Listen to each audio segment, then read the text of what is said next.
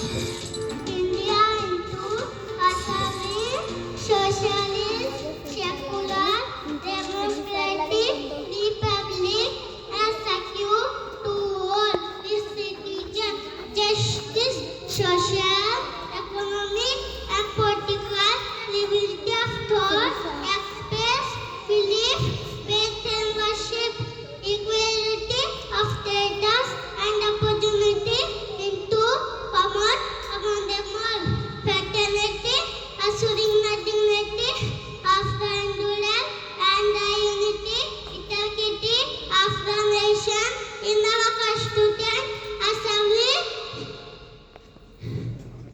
socialist, secular, democratic, republic, and secure to all its citizens, justice, social, economic, and political liberty of thought, express, belief, faith, and worship.